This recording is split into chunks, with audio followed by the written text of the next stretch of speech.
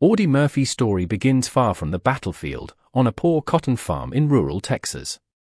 Born in 1925, he was the seventh of 12 children. His father abandoned the family, and by his early teens Audie was the primary provider. He left school in the 5th grade to pick cotton, hunt small game, and do any work he could find. This childhood taught him two skills that later defined his military career: relentless determination and unusual accuracy with a rifle. When the Japanese attacked Pearl Harbor, Murphy was only 16.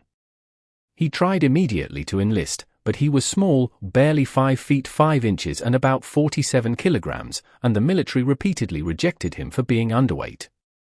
Eventually, after gaining weight and producing forged papers, the U.S. Army accepted him in 1942. His instructors quickly noticed that although he was quiet, almost shy, he was exceptionally focused, calm under pressure, and a natural marksman. Murphy trained initially as an infantryman. He fainted during his first close-order drill due to the heat, but he refused to quit. In Sicily he saw his first combat, where his ability to stay composed under fire, and to rapidly observe enemy positions, made him stand out. In Italy and southern France he grew into a seasoned soldier, known for scouting, bold assaults, and extraordinary aim.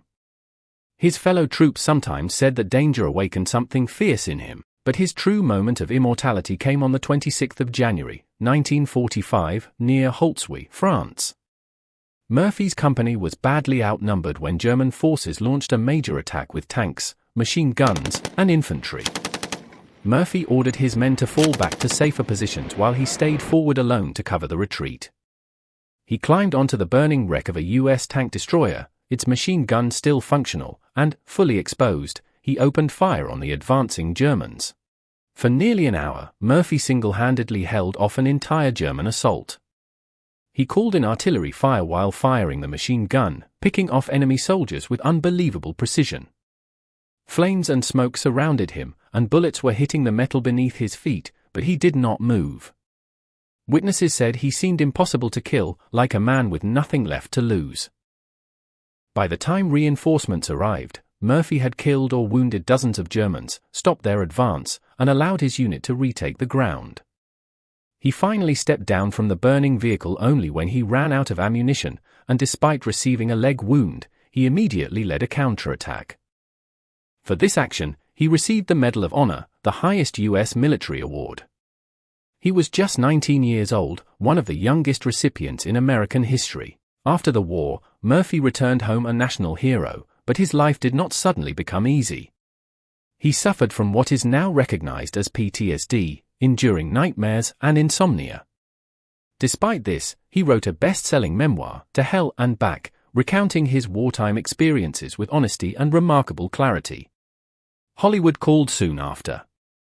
Audie Murphy moved to California, where, despite no formal acting training, he became a successful actor. In 1955, he starred as himself in the film adaptation of To Hell and Back, which became one of the highest-grossing war films of its time. He went on to appear in more than 40 films, largely westerns, becoming a familiar face of American cinema in the 1950s and 60s. Throughout his life, he used his fame to advocate for better support for veterans suffering from psychological trauma, long before such issues were openly discussed. Audie Murphy died in 1971 in a plane crash in Virginia. He was 45 years old.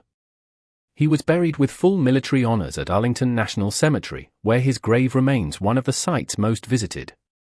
His legacy endures as one of the clearest examples of exceptional individual bravery, a story that blends hardship, heroism, and humanity like few others in history.